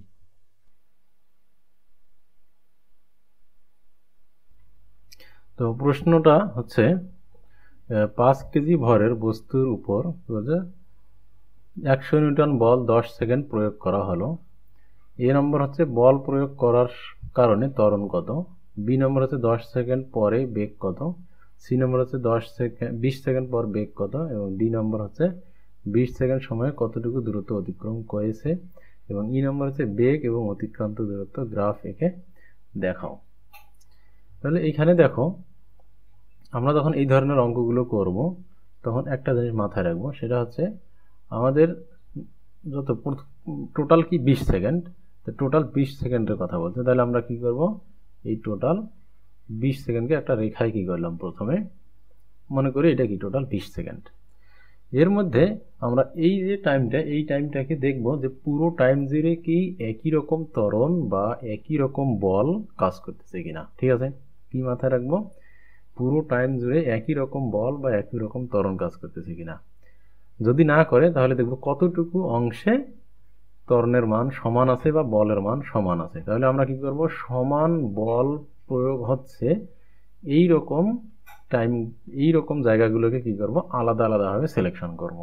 তাহলে আমরা যদি এখানে দেখি টোটাল 20 সেকেন্ডের মধ্যে প্রথম 10 সেকেন্ডে 100 নিউটন বল প্রয়োগ হয়েছে। কি হয়েছে, এই যে প্রথম 10 সেকেন্ডে 100 নিউটন বল প্রয়োগ হয়েছে, আর পরের 10 সেকেন্ডে বল প্রয়োগ হয়েছে কি বলা আছে, নাই, বলা নাই। তার মানে কি এই 20 সেকেন্ড টোটাল 2 ভাগে কি বিভক্ত, যার মধ্যে 1 ভাগে কি আছে, এই যে প্রথম 10 সেকেন্ডে কি আছে, বল আছে, সেই বলটা কত, প্রথম 10 সেকেন্ডে বল আছে কত, 100 নিউটন। আর পরের যে 10 সেকেন্ড আছে এই 10 সেকেন্ডে বল নাই, তার মানে কি 0, বল প্রয়োগ হয়নি। তাহলে এইরকম করে আমরা প্রত্যেকটা ইয়াকেই এরকম কোথায় কি পরিমাণ বল প্রয়োগ হচ্ছে, এই বল যে অংশটুকুতে একই রকম বল প্রয়োগ হচ্ছে বা যে অংশটুকুতে বল প্রয়োগ হচ্ছে না, ওই অংশগুলোকে কি করব, আমরা আলাদা আলাদা স্ট্রিমে ভাগ করে নিয়ে আলাদা আলাদাভাবে ক্যালকুলেশন করব। যদি আরও একটা অংশ থাকতো, উদাহরণস্বরূপ যে শেষ 5 সেকেন্ডে 5 নিউটন বল প্রয়োগ হয়েছে, তখন আমরা কি করব, ওইটাকে আলাদা একটা স্ট্রিম হিসেবে গণনা করব। তো এইরকম প্রত্যেকটা আলাদা আলাদা স্টেপে আমরা আলাদা আলাদাভাবে হিসাব করব। তাহলে আরেকটা জিনিস মাথায় রাখতে হবে যে প্রথম অংশের জন্য যেটা শেষ বেগ হবে, পরের স্টেপের জন্য সেটাই হবে আদি বেগ। তো আমরা এখন এখানে দেখলাম যে 20 সেকেন্ড দুই ভাগে মেইনলি ভাগ করা আছে। তাহলে প্রথম ভাগের ক্ষেত্রে প্রথম ভাগ হচ্ছে কত? 10 সেকেন্ড। তাহলে এই 10 সেকেন্ডে তাহলে আমরা এখানে যদি ফাঁকা জায়গাটাতে, উপরের ফাঁকা জায়গা নাই, নিচে ফাঁকা জায়গা যদি করি, তাহলে এখানে ছবিটা এখানে যদি আঁকি আমি, তাহলে এই টোটাল 20 সেকেন্ড, এই টোটাল 20 সেকেন্ড দুই ভাগে বিভক্ত। তাহলে প্রথম 10 সেকেন্ডে 100 নিউটন বল প্রয়োগ করা হয়েছে, আর পরের 10 সেকেন্ডে কোনো বল প্রয়োগ করা হয় নাই। তাহলে প্রথম 10 সেকেন্ডের জন্য আমরা হিসাব করব। তাহলে প্রথম 10 সেকেন্ডে আমরা জানি কত? আদি বেগ ইউ কত? এটা স্থির অবস্থান থেকে মনে হয় যাত্রা শুরু করছে, তাই না? স্থির অবস্থান থেকে এখানে করেই দিয়েছে, আমি আর করাচ্ছি না। তাহলে তো এখানে দেখো, তাহলে প্রথম 10 সেকেন্ডের জন্য আমরা ত্বরণ বের করব। তো ত্বরণ কত? ত্বরণ সমান এই সমান জানি আমরা F/m। তাহলে 100/5 সমান আছে 20 মিটার পার সেকেন্ড স্কোয়ার ত্বরণ। এরপর 10 সেকেন্ড পর বেগ বের করে নিলাম আমরা, তার কারণ আমরা জানি যে এই 10 সেকেন্ডে শুধু ত্বরণ কাজ করবে, পরে 10 সেকেন্ডে আর ত্বরণ কাজ করবে না। এই জন্য প্রথম 10 সেকেন্ডে কি করা হয়েছে? ত্বরণ 10 সেকেন্ড পর বেগ বের করে নেওয়া হয়েছে 200 মিটার পার সেকেন্ড। এখন কথা হচ্ছে, যেহেতু 10 সেকেন্ড পরেই বল প্রয়োগ করা হয়েছে, পরের 10 সেকেন্ড আর বল প্রয়োগ করা হয়নি, তার মানে পরের 10 সেকেন্ডে আর কোনো ধরনের ত্বরণ থাকবে না, অর্থাৎ বেগ বৃদ্ধি হবে না, বল প্রয়োগ না হলে সমবেগে চলতে থাকবে। তাহলে এইখানে যে 20 মিটার পার সেকেন্ড বেগ হলো, তাহলে আর কোনো বল প্রয়োগ না হয় এই পুরো রাস্তা জুড়ে কি হবে? 20 মিটার পার সেকেন্ড জুড়েই চলতে থাকবে। এই জন্য 20 সেকেন্ড পরেও তার বেগটা কত হবে? 200 মিটার পার সেকেন্ডই হবে। অর্থাৎ 10 সেকেন্ড পর্যন্ত বল প্রয়োগ করা হয়েছে, এরপর যেহেতু আর বল প্রয়োগ করা হয়নি, কাজেই 200 মিটার পার সেকেন্ড বেগে পৌঁছানোর পর বেগ অপরিবর্তিত থাকবে, অর্থাৎ 20 মিটার পার সেকেন্ড, 20 সেকেন্ড পরে বেগ 20 মিটার পার সেকেন্ড হবে। এটা নিউটনের কি প্রথম সূত্র অনুযায়ী বল প্রয়োগ না হলে সমবেগে চলতে থাকবে। তো এরপর আমরা পরের অঙ্কটা যদি দেখি, ডি নম্বর হচ্ছে 20 সেকেন্ডে অতিক্রান্ত দূরত্ব কত হবে। তাহলে এখানে আমরা দুই ভাগে, তাহলে অতিক্রান্ত দূরত্বের ক্ষেত্রে দুই ভাগে ভাগ করব। তারপর প্রথম 10 সেকেন্ডে তো ত্বরণ আছে, প্রথম 10 সেকেন্ডে কি আছে? ত্বরণ আছে। পরের 10 সেকেন্ডে আছে কি? সমবেগ। তাহলে দুইটার জন্য আলাদা আলাদা সূত্র দিয়ে আলাদা আলাদাভাবে দূরত্ব বের করে দুইটাকে যোগ করে দিতে হবে। তাহলে এই জন্য 10 সেকেন্ড 10 সেকেন্ড করে ভাগ, মানে যে যে অংশে বল আছে, সম পরিমাণ বল বা ত্বরণ আছে, ওই অংশগুলোকে আলাদা আলাদা করতে হবে। ইভেন আলাদা ত্বরণ যদি হইতো, শুধু ত্বরণ থাকলেই হবে না, একই ত্বরণ থাকতে হবে। আলাদা ত্বরণের কোনো সময় থাকলে ওই সময় আবার আলাদা এর মান বসিয়ে আলাদা দূরত্ব বের করে নিতে হবে। তো এখানে দুইটাই, একটা হচ্ছে এ ত্বরণ, সেটা হচ্ছে এই যে এটা প্রথম 10 সেকেন্ডে S1 সমান UT plus half AT square. তো এখান থেকে মান বসিয়ে খুব সুন্দরভাবে এখানে কি করা হয়েছে? অঙ্কটা করে দেওয়া হয়েছে। তাহলে এটা আশা করি তোমরা বুঝতে পারছো। জাস্ট ইউ এর মান কত? ইউ এর মান 0 প্রথম ক্ষেত্রে, ওই জন্য ওরা লিখি নাই, মানে 0 গুণন টি সমান 0, ওই জন্য এখানে লিখে নেই। তাহলে হাফ এ এর মান 20 মিটার পার সেকেন্ড স্কোয়ার বের করছে, আর টি এর মান কি? 10 সেকেন্ড। তার কারণ এই 20 second metre per second square ত্বরণটা শুধু প্রথম 10 সেকেন্ডেই কাজ করছে, এই জন্য টোটাল হিসাব করে এটা হয়েছে 1000 মিটার। এরপর দ্বিতীয় 10 সেকেন্ডে কিন্তু যেহেতু বল প্রয়োগ হয়নি, তার মানে এটাকে সমবেগে গেছে, এই জন্য দ্বিতীয় 10 সেকেন্ডে অতিক্রান্ত দূরত্ব কত হবে? এটা হবে। ঠিক আছে? তাহলে সে সমবেগের, এই যে সমবেগের সূত্র হবে S সমান VT। তাহলে ভি এর মান কত হবে? 20। তখন ওই যে প্রথম ক্ষেত্রে যেটা শেষ বেগ, পরের ক্ষেত্রে ওইটাই হবে কি? আদি বেগ 200 metre per second square, second metre per second. তাহলে 200 আর 110 গুণ করলে কত হচ্ছে? 2000 মিটার। তাহলে এখানকার 2000 আর আগে ছিল 1000, তাহলে মোট হয়ে গেল কি? 3000 কিলোমিটার, মানে 3 কিলোমিটার। তো এইভাবেই কি করা হয়েছে? হিসাবটা করা হয়েছে। এরপর যদি এটা গ্রাফ আঁকি, গ্রাফটা খুবই ইজি। তো এখানে হয়েছে কি? প্রথম যে 10 সেকেন্ড আছে, তাহলে আমাদের মাথায় রাখতে হবে ফার্স্ট 10 সেকেন্ডে ত্বরণ হয়েছে। ফার্স্ট 10 সেকেন্ডে ত্বরণ বেগ, বেগ এবং সময়ের লেখচিত্র যদি আমরা আঁকি, তাহলে প্রথম 10 সেকেন্ডে সমত্বরণ। তাহলে প্রথম 10 সেকেন্ডের শুরুতে কত ছিল বেগ? আমরা হিসাবের সুবিধার্থে এরকম করি কি, এখানে যে ডাটাগুলো আছে সেটাই। তাহলে প্রথম 10 সেকেন্ডের শুরুতে কত ছিল? বেগের মান কত? বেগের মান ছিল 0। আর 10 সেকেন্ড পর বেগের মান আমরা বের করছি কত? এই যে 200 মিটার পার সেকেন্ড স্কোয়ার। এই যে এটা 200 মিটার পার সেকেন্ড স্কোয়ার। তাহলে 10 সেকেন্ড পর বেগ হবে কি? 200 মিটার পার সেকেন্ড স্কোয়ার। এই যে এইটা ঠিক আছে, 10 সেকেন্ড পর। এরপর বাকি যে 10 থেকে 20 সেকেন্ড এই সময়টাতে বস্তুর কি হানি, বল প্রয়োগ হানি, তাই ত্বরণ হানি অর্থাৎ সমবেগ, অর্থাৎ পুরো জায়গা জুড়ে কি 20 সেকেন্ডই কি থাকবে, 200 মিটার পার সেকেন্ডই তার ত্বরণ থাকবে। তাহলে লেখচিত্রটা হবে কেমন, তাহলে প্রথমে 0 থেকে 10 সেকেন্ড পর্যন্ত বাড়তে বাড়তে বাড়তে বাড়তে 200 মিটার পার সেকেন্ড যাবে, তারপর 200 মিটার থেকে পরের 20 সেকেন্ড সমবেগে কি এইভাবে যাবে। তো এটাই হচ্ছে লেখচিত্র। তাহলে প্রথম অংশটা হচ্ছে কি সমবেগের লেখচিত্র, সমত্বরণের লেখচিত্র, পরের অংশটা হচ্ছে সমবেগের লেখচিত্র। এবার যদি দূরত্বের সাথে সাথে সময়ের লেখচিত্র আঁকা হয়, তাহলে এখানেও যদি আমরা দেখি, তাহলে প্রথম 10 সেকেন্ডে এখানে লেখচিত্রটা বাঁকা কেন হইল এটা যদি আমরা বুঝতে চাই, তাহলে আমাদেরকে এই জিনিসটা বুঝতে হবে। অর্থাৎ এটা দ্বিতীয় অধ্যায়ে আমরা এটা পড়েছি। তাহলে সমত্বরণের ক্ষেত্রে দূরত্বের লেখচিত্র মূলত কেমন, দূরত্ব h/s যেটাই বলি না কেন, h/s প্রপোর্শনাল হচ্ছে কি t², অর্থাৎ সময়ের বর্গের সমানুপাতিক। আর এই ধরনের লেখচিত্র সাধারণত কি হয়, তোমার কার্ভ হয়, কার্ভ হয়। তাহলে প্রথম 10 সেকেন্ডে যেহেতু কি, প্রথম 10 সেকেন্ডে যেহেতু ত্বরণে চলছে, তো ত্বরণের ক্ষেত্রে দূরত্ব বা সরণ ভার্সেস সময়ের লেখচিত্র কার্ভ হবে। তাহলে প্রথম যে 10 সেকেন্ডে অতিক্রান্ত দূরত্ব হচ্ছে 1000 মিটার বা 1 কিলোমিটার। তো 1 কিলোমিটার, তাহলে প্রথমে তো 0 ছিল, 10 সেকেন্ড পর অতিক্রান্ত দূরত্ব 1 কিলোমিটার, তাহলে 10 আর 1 নিলে এইখানে, এখন এইটা কি হবে, কার্ভ ভাবে যুক্ত হবে। ঠিক আছে, এখন এই কার্ভটা কতটুকু হবে সেটা যদি আমরা বুঝতে চাই, তাহলে আমরা যেটা করতে পারি, এই 10 সেকেন্ডের মাঝখানে আরও দুইটা মান নিতে পারি, 5 সেকেন্ড পর অতিক্রান্ত দূরত্ব নিতে পারি, আবার 10 সেকেন্ড পর অতিক্রান্ত দূরত্ব নিতে পারি। তাহলে 5 সেকেন্ড পর যদি আমরা অতিক্রান্ত দূরত্ব নেই, তাহলে কি হবে, হাফ ইউটি লিখলাম না আমি, তাহলে এর মান কত, 20 t², 5 স্কোয়ার, তাহলে কত হবে, 5 5 25, 10, 250, তাহলে 250 মিটার হবে, এটা ক্যালকুলেটিভলি হবে। আর যদি এবার 10 সেকেন্ডে আমরা দূরত্ব নেই, এটা s5, আর এবার যদি s10 10 সেকেন্ড পর আমরা অতিক্রান্ত, 10 সেকেন্ডে তো আসেই, তো এরপর আমরা নিতে পারি 3 বা 4, এরকম আরও দুইটা মান নিব, তাহলে এখানে 3, তাহলে এখানে একটা মান পাবো 3 বা 4, যদি এইরকম মনে করো 2 সেকেন্ডে, চাইলে আমরা কিসে নিতে পারি, 2 সেকেন্ড পর একটা মান নিতে পারি, 4 সেকেন্ডে নিতে পারি 6 এবং 8, বা অতগুলো না নিলে 4 আর 8 নিলেও হবে। তাহলে এরকম মাঝখানে কি দূরত্ব নিয়ে আমরা কি করবো, এইভাবে বসাই দেবো, দেখবা যে এরকম একটা কার্ভ রেখা কি পাওয়া যাবে। ঠিক আছে, এই সেম সূত্র দিয়ে 2 সেকেন্ড পর আমরা 2 আর 10টা তো বের করেই ফেলছি, কিন্তু গ্রাফের এই যে ঢাল, এই ঢালটা পাওয়ার জন্য কি পরিমাণ বাঁকবে এটাকে তো আমরা বুঝতে পারবো না, যে কি পরিমাণ সোজা লাইন না হয় এইটা আর এটা কি সরাসরি যোগ করে দেয়, কিন্তু বাঁকাটা কতটুকু বাঁকা হবে এটাকে আমরা বুঝতে পারবো। তো অনেক বাঁকা পথ অনেক রকমই হইতে পারে।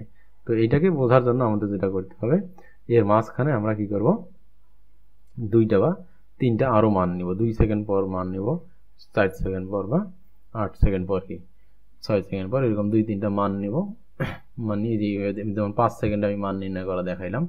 তো এইরকম করে কি 5-এর জায়গায় একবার এখানে 2 বসাবো, একবার এই সেম সূত্রে, এই সূত্রে জাস্ট 5-এর জায়গায় একবার 2 বসাবো, 4 বসাবো, 6 বসাবো, 8 বসাবো, বসিয়ে মান পাবো, মান পেলেই এখানে আরও এইরকম করে দেখা যাবে যে মান পাবো, তখন এই রেখাগুলো যোগ করে দিলে একটা কার্ভ পাবো। তো ভালো কথা। এর পরের যে পরের 10 সেকেন্ড, এই পরের 10 সেকেন্ডে কিন্তু গাড়িটা সমবেগে চলছে, সমবেগে, তার মানে কত, 200 মিটার পার সেকেন্ড স্কোয়ার, প্রতি সেকেন্ডে সে কত গেছে, 200 মিটার গেছে। তাহলে এটা যেহেতু সমবেগ, তাহলে অতিক্রান্ত দূরত্বের হারটা কি হবে, একই হবে। তার মানে এটা কি হবে, পরের 20 সেকেন্ড পর তার অবস্থানটা কত হবে, তাহলে এখানে আমরা তাহলে পরের এটা যেহেতু সমবেগে যাবে, জাস্ট এস সমান কি ভিটি বসাই দিয়ে, তাহলে সে পরের 10 সেকেন্ডে অতিক্রান্ত দূরত্ব হবে তার ভি এর মান হচ্ছে 200 ইন্টু 10, তাহলে 2000 মিটার মানে 2 কিলোমিটার। তাহলে এই যে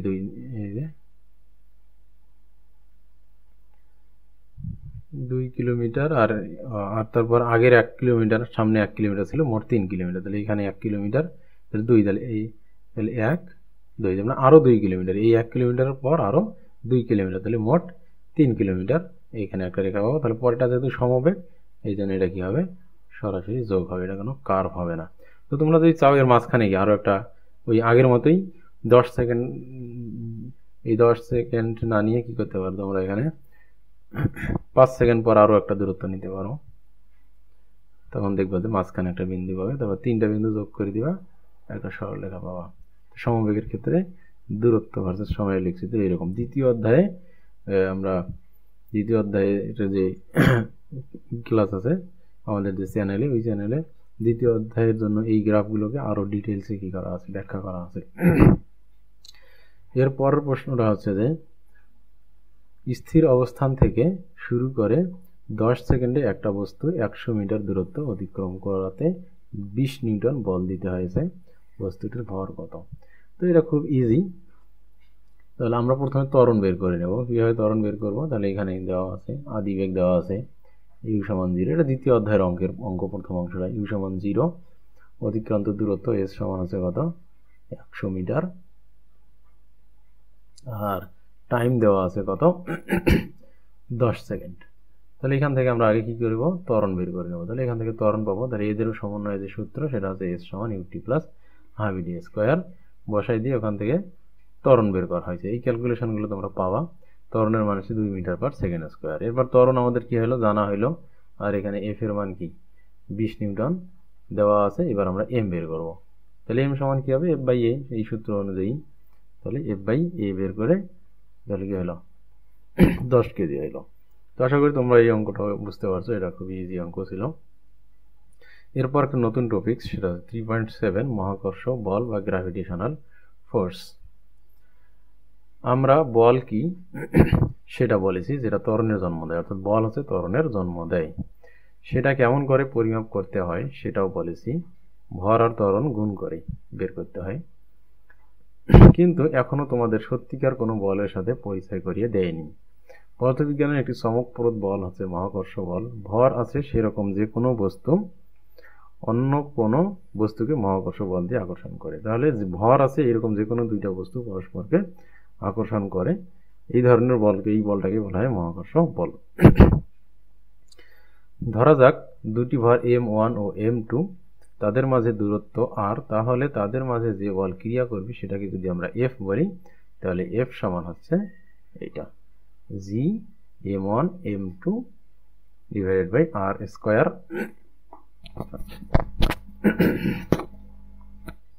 তো এইখানে যেটা করছে এই যে এই জিনিসটা আছে এখানে, আর তো এটা কেন আছে এই জিনিসটা হচ্ছে যে মজার বিষয় হচ্ছে এটা কেন, এটা একটু যদি বলি আমি।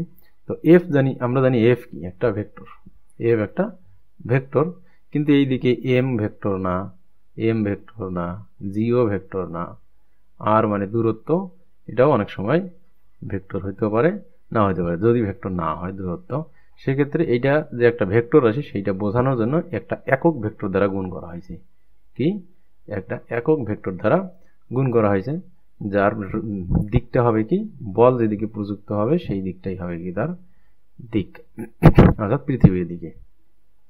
এই জায়গায় তাহলে এই জিনিসটাকে একটা ভেক্টর রাশিতে রূপ দেওয়ার জন্য একটা একক ভেক্টর কি আর দ্বারা গুণ করা হয়েছে, এইটাই। তো এটা ইন্টারমিডিয়েটে যখন একটা ফার্স্ট চ্যাপ্টার ফিজিক্সে, যেটা ওই চ্যাপ্টারটাই আছে ভেক্টর নিয়ে, ওইখানে এগুলো নিয়ে আরও ডিটেলস আলোচনা করা আছে। তো এই সূত্রের ব্যাখ্যা যদি আমরা করতে যাই, তাহলে যেটা হচ্ছে যে দুইটা বস্তুর মধ্যে যে মহাকর্ষ বল, সেই মহাকর্ষ বল ও আর এর দিক হচ্ছে, সরি এটা পৃথিবীর দিকে না, এটা হচ্ছে বস্তু দুইটা পরস্পরের দিকে, অর্থাৎ বস্তু দুইটা হচ্ছে কি নিজেদের দিকে কাজ করবে। অর্থাৎ একটা বস্তু যদি এইরকম হয় তাহলে এটা সবসময় আকর্ষণ বল কাজ করবে কোন দিকে? তাদের নিজেদের দিকে। তাহলে এই বস্তুকে মানে দুইটা বস্তুই নিজেদের দিকে পরস্পরকে কি করবে? আকর্ষণ করবে। বুঝতে পারছো? ওই দিকে ঠেলবে না, নিজেদের দিকে কি করবে? আকর্ষণ করবে। এটা যাবে এই দিকে, এটা যাবে এই দিকে, ঠিক আছে? তো এই হচ্ছে আর এর দিক।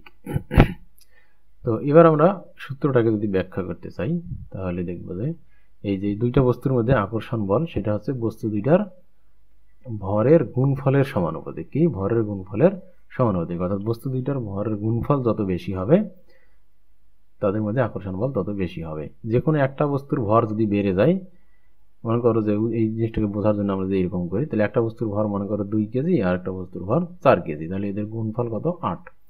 এখন এই বস্তুর ভর হয়ে গেল মনে করো যে 8 কেজি বেড়ে, আর এই ভর হয়ে গেল 1 কেজি, তাহলে এবার আকর্ষণ বল কি হবে, নির্ভর করবে এদের গুণফলের উপর। গুণ করে 8 আছে, তাহলে আগেও গুণফল 8 ছিল, এখনও গুণফল 8, তার মানে বলের মান কি থাকবে, সেম থাকবে। কিন্তু যদি এইরকম হয় যে এইটা হয়ে গেল 4 কেজি আর এই 4 কেজিটা হয়ে গেল 6 কেজি, তাহলে এবার কত হলো 4 6 24 কেজি। তাহলে গুণফলটা আগে ছিল 8 কেজি, এবার হয়ে গেল কত 24 কেজি। তাহলে কত গুণ বাড়লো, গুণফলটা 3 গুণ বেড়ে গেছে, তার মানে বল কত হবে 3 গুণ বেড়ে যাবে। তার মানে এইভাবে, অর্থাৎ যে কোনো একটা বস্তুর ভর বাড়লে বা কমলে ইফেক্ট পড়তেও পারে নাও পড়তে পারে। এটা কিভাবে বোঝা যাবে, যে বস্তু দুইটার ভর গুণফল করে দেখতে হবে, ভরের গুণফলটা যদি বেড়ে যায় তাহলে আকর্ষণ বলও বেড়ে যাবে। তো ভরের গুণফল যত গুণ বাড়বে আকর্ষণ বলও তত গুণ বেড়ে যাবে। আর দ্বিতীয় কথাটা হচ্ছে যে এখানে আকর্ষণ বলটা হচ্ছে কি দূরত্বের বর্গের ব্যস্তানুপাতিক, অর্থাৎ দুইটা বস্তুর মধ্যে দূরত্ব যত বেশি হবে আকর্ষণ বলটা তত কমে যাবে। এটা নাম ব্যস্তানুপাতিক সম্পর্ক, অর্থাৎ নিচে আছে। আমরা জানি যে হরের মান বেড়ে গেলে ওই ভগ্নাংশের মানটা হয় কি কমে যায়। তো তাহলে দূরত্ব যদি বেড়ে যায় তাহলে বলটাও কি হবে কমে যাবে, আর দূরত্ব যদি কমে যায় তাহলে বল হবে কি বাড়বে।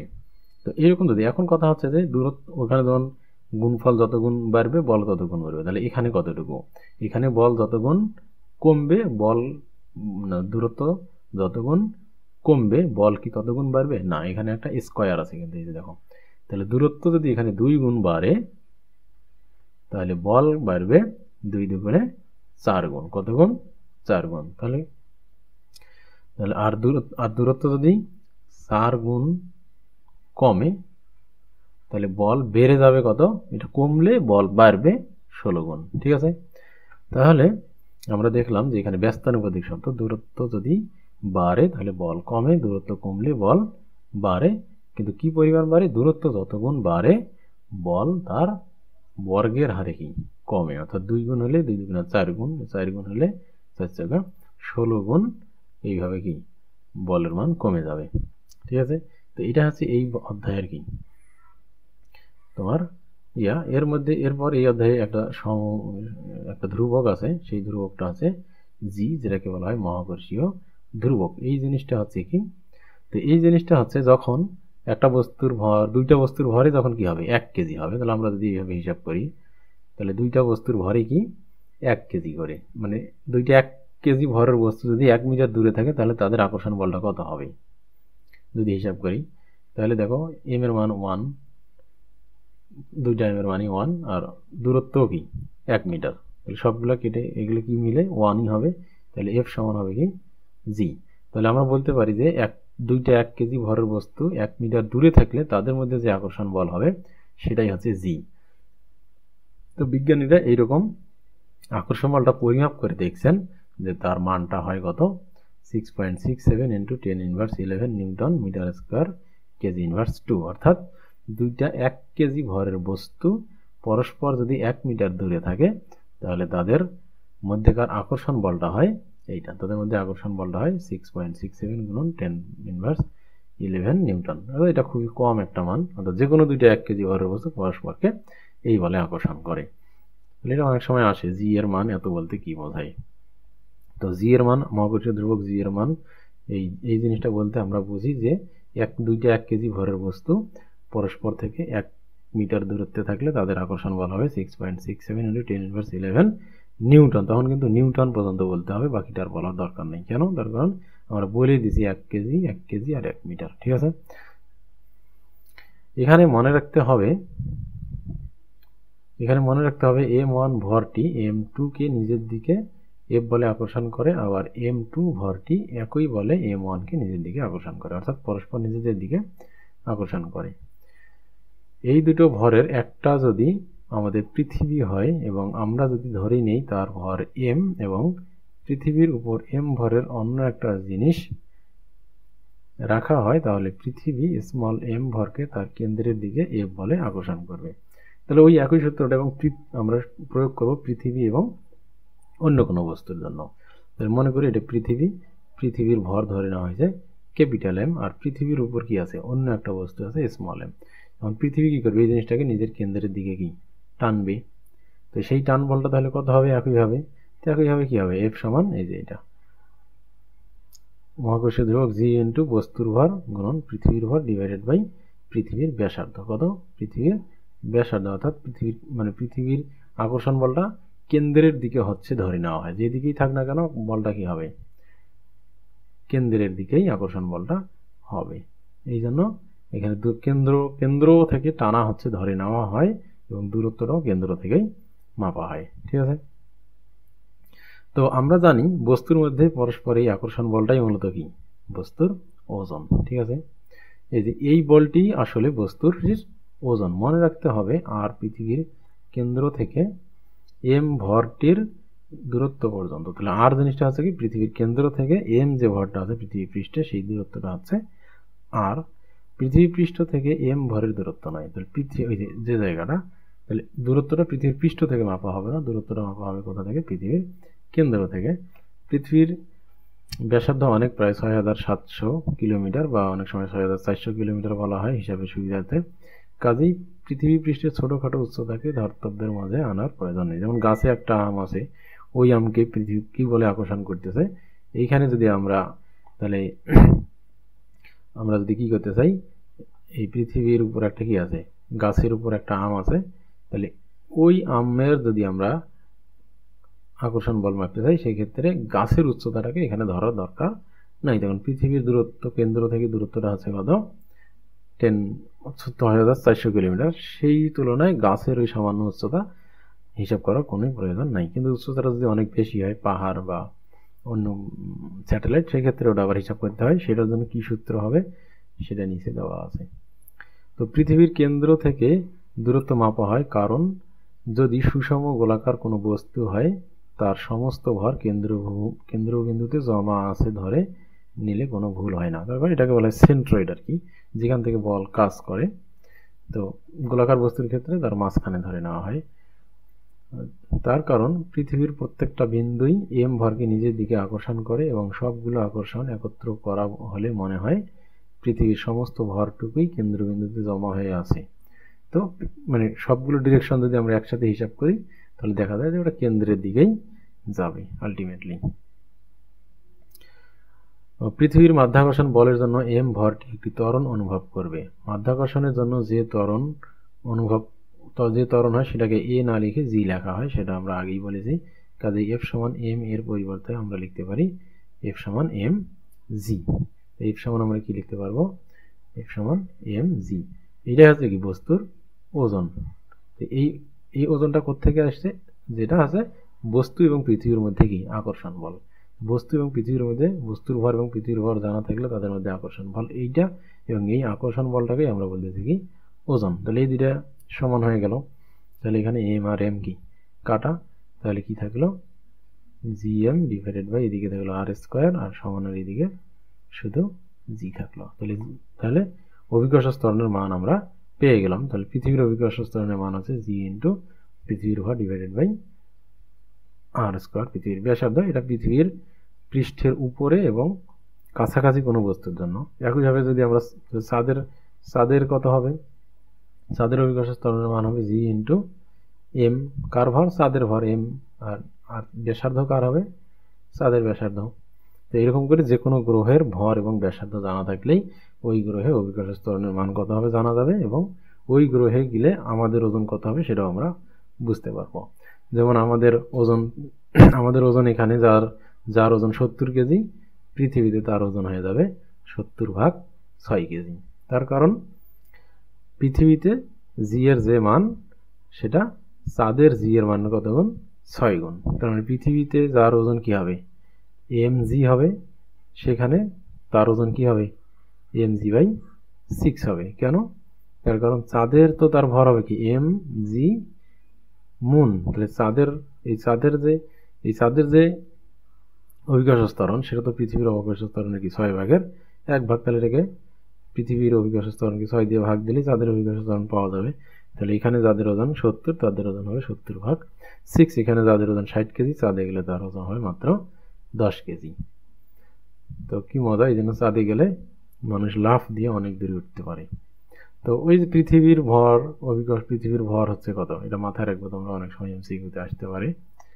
এটা পৃথিবীর ভর, আর এটা জি এর মান, আর পৃথিবীর ব্যাসার্ধ।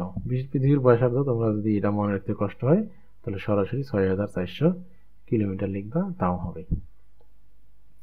তো হিসাব করে দেখা যাচ্ছে এটা অ্যাপ্রক্সিমেট মান, এক্স্যাক্টলি এটা হবে না, approximately 9.8 metre per second square g এর মান আমরা পেয়ে গেলাম। তো এইটাই আমরা সাধারণত সব জায়গায় কি করি, ব্যবহার করি। আমরা এর আগের অধ্যায়ে গতির সমীকরণে জি এর এই মান ব্যবহার করেছি।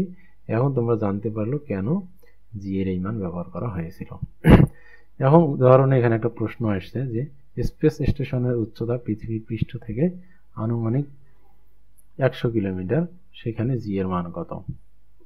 তো আমরা একটু আগে বলেছিলাম যে যদি পৃথিবী পৃষ্ঠ থেকে অল্প একটু দূরত্বে কোনো বস্তু থাকে তাহলে তার জন্য আমরা দূরত্বটাকে হিসাব করব না, পৃথিবীর ব্যাসার্ধটাই শুধু হিসাব করব। কিন্তু যদি কোনো একটা বস্তু পৃথিবী থেকে মোটামুটি কি বেশি দূরত্বে থাকে, যেরকম পৃথিবীর ব্যাসার্ধ 6000 কিলোমিটার আর স্পেস স্টেশন হচ্ছে তোমার 100 কিলোমিটার, তাহলে 100 কিলোমিটার দূরত্বটা কিন্তু সেক্ষেত্রে কম না, 100 কিলোমিটার দূরত্ব কিন্তু কি অনেক বেশি। এটা যদি এই দূরত্বটা যদি কত হয় 100 কিলোমিটার হয়, সেক্ষেত্রে এই দূরত্বটাকে কি করা যাবে না, বাদ দেওয়া যাবে না। সেক্ষেত্রে এই সূত্রটাতে কি করতে হবে, পৃথিবীর ব্যাসার্ধের সাথে ওই দূরত্বটা অবশ্যই কি করে দিতে হবে, যোগ করে দিতে হবে। তাহলে পৃথিবী থেকে আর ডিস্টেন্স উপরে যে কোনো বস্তুর অভিকর্ষ ত্বরণ হবে কত, এটা জিএম বাই পৃথিবীর ব্যাসার্ধের সাথে, পৃথিবীর ব্যাসার্ধ তো কি ছিল আর ছিলই, তার সাথে এই যে দূরত্ব ছোট আর বলা হচ্ছে এটাকে পৃথিবীর পৃষ্ঠ থেকে উচ্চতাটা, তো ওই দুইটা পৃথিবীর ব্যাসার্ধের সাথে পৃথিবীর উপরের পৃষ্ঠের যে দূরত্বটা আছে সেটা যোগ করে দিয়ে তারপর হিসাব করতে হবে। ঠিক আছে, এটা হবে। আবার এই সূত্রটাকে একটু কি করা যায়, এই জি প্রাইম যেটা উপরে, তাহলে এটাকে আবার পৃথিবী পৃষ্ঠের যে অভিকর্ষ ত্বরণ আছে তার সাপেক্ষেও বের করা যায়। তো এটা কিভাবে বের করা যায় সেটা যদি আমি তোমাদের একটু দেখাই, এই ক্যালকুলেশনটা, তাহলে আমরা জি প্রাইম সমান, এখান থেকে আমি দেখাই, জি প্রাইম সমান হচ্ছে এটা। তাহলে এই লাইন থেকে যদি আমরা আসি এইদিকে, উপরে জি এম ঠিকই থাকলো, আমি জাস্ট এই জিনিসটার ক্যালকুলেশন দেখাচ্ছি, আর প্লাস আর স্কোয়ার। ওখানে এরা যেটা করছে, তাহলে আরটাকে কমন নিয়ে আসে, আরকে যদি আমরা কমন নিই তাহলে যে কোনো জিনিসকে আমরা যদি x y plus x square, এখানে যদি আমরা এক্স কমন নিই তাহলে আমরা কি করি, এই এক্স দিয়ে এটাকে ভাগ করি, তাহলে ভাগ করলে থাকবে এখানে ওয়াই, আর এখানে এক্স দিয়ে যদি এটাকে ভাগ করি তাহলে থাকবে শুধু এক্স। তাহলে এই যে কমন নেওয়ার অঙ্কটা আছে বীজগণিতে আছে সেইটা। তাহলে এখানে যদি আমরা বড় আর কমন নেই তাহলে বড় আরকে এই বড় আর দিয়ে ভাগ দিলে কি থাকবে, ওয়ান থাকবে। আর এখানে ছোট আরকে যদি আর দিয়ে ভাগ করা যায় তাহলে ভাগ তো হবেই না, তাহলে কি হবে, ওইটাই থাকবে। এই যে তাহলে ভাগ তো করা যাচ্ছে না, তাহলে কি আমরা ভাগফল হিসেবেই রেখে দিব, ভাগ করা গেলে ভাগ করতাম। ঠিক আছে, তো তার উপর কি স্কোয়ার, বুঝতে পারছো। এরপর যদি আমরা ওই জিনিসটাকে এখানে নিচে আবার লিখি, তাহলে আমরা জানি যে গুণের ক্ষেত্রে পাওয়ার কি করা যায়, ডিস্ট্রিবিউট করে দেওয়া যায়। তাহলে আমরা এই আর এর উপর পাওয়ার দেব আর এই ব্র্যাকেটের উপর পাওয়ার দেব, তাহলে হবে কি এখানে r square into 1 plus r divided by r whole square. তখন আমরা জানি যে A B K A B এর উপরে যদি স্কোয়ার হয় তাহলে এ স্কোয়ার বি স্কোয়ার লেখা যায়, কিন্তু এ প্লাস বি স্কোয়ারকে এ স্কোয়ার প্লাস বি স্কোয়ার লেখা যায় না। গুণের ক্ষেত্রে শুধু পাওয়ার বন্টন করা যায়, এই জন্য আমরা এখানে গুণ যেহেতু আছে এই জন্য পাওয়ারটা বন্টন করে দিলাম, কিন্তু যোগের ক্ষেত্রে আমরা বন্টন করতে পারলাম না, কারণ যোগের ক্ষেত্রে আলাদা সূত্র আছে, সেটা হচ্ছে a square plus two b plus b square. তো এই মানটাই হিসাব করা হয়, তাহলে এই মানটাই কি করা হয়েছে এখানে এই যে দেখো বসিয়ে দিয়েছে। ঠিক আছে, r square plus 1 r square into 1 plus r by r, অর্থাৎ স্মল আর বাই এই যে এইটা। ঠিক আছে, এই জিনিসটা এখানে বসিয়ে দিয়েছে ওরা, তাহলে শেষ পর্যন্ত পাইছে কত, এটা এই সূত্রটা পাওয়া গেল। তো এখন দেখো এই যে এইটুকু অংশ আমরা যদি বলি কতটুকু অংশ, এই জি এম ডিভাইডেড বাই 1, এই যে এইটা, সরি এটা যদি আমি সব মুছে দেই,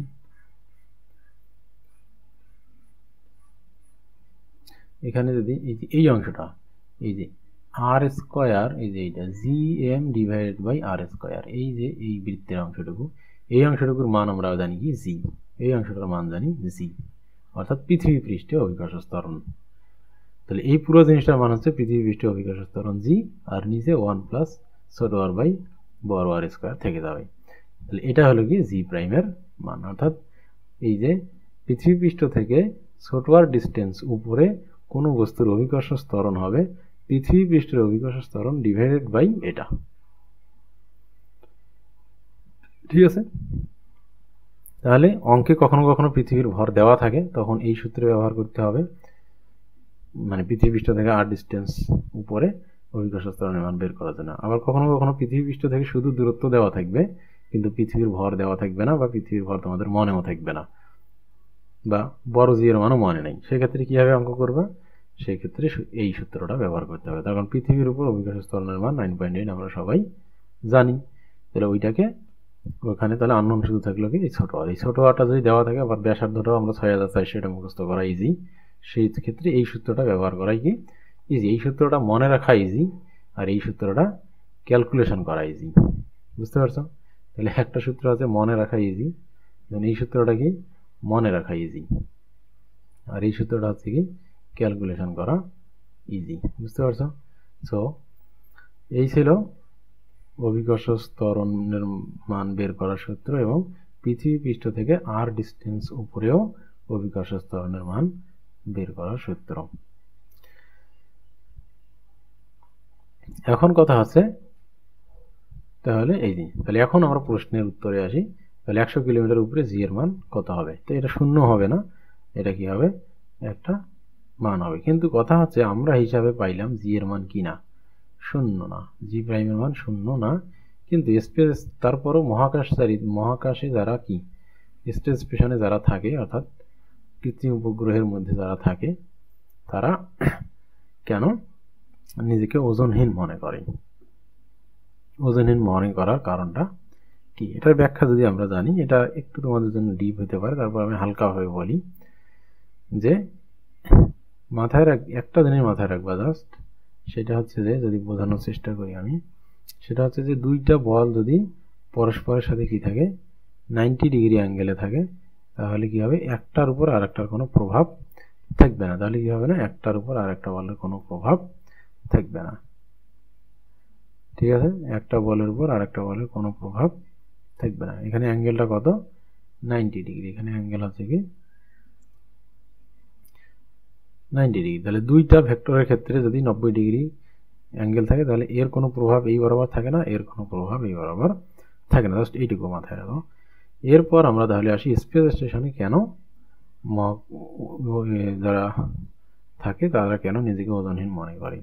তাহলে এটা যদি পৃথিবী হয়, আর পৃথিবীর উপরে যদি একটা কি হয় ছোট্ট স্পেস স্টেশন প্রায় 100 কিলোমিটার দূরে এরকম থাকে। এখন এই স্পেস স্টেশনটা আসলে কি করে, পৃথিবীর সাপেক্ষে কখনো স্থির থাকে বা কখনো পৃথিবীকে প্রদক্ষিণ করে। যেটাই করুক না কেন, পৃথিবী তো নিজ অক্ষের উপর কি করতেছে, ঘুরতেছে। পৃথিবীকে নিজ অক্ষের উপর ঘোরার জন্য এই জিনিসটাকেও কি করতে হয়, নিজ অক্ষের উপর ঘুরতে হয়। সরি, নিজ অক্ষের না, পৃথিবীর কক্ষপথের চারদিকে কি একই বেগে কি করতে হয়, ঘুরতে হয়। অথবা সে যদি কি করে পৃথিবীকে আবার ঘোরে, তাহলে সেকে পৃথিবীর চেয়েও বেশি স্পিডে কি করতে হয়, পৃথিবীর চারদিকে ঘুরতে হয়। বা কেউ যদি পৃথিবীর সাপেক্ষে স্থিরও থাকতে চায়, তাকেও কিন্তু কি করতে হয়, এইভাবে ঘুরতে হয়।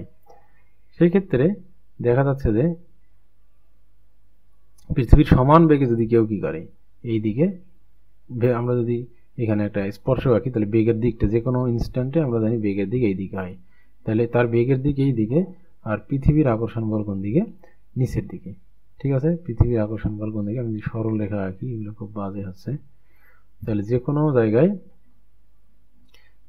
যে কোনো একটা জায়গায় তার এই দিকে হবে তার কি,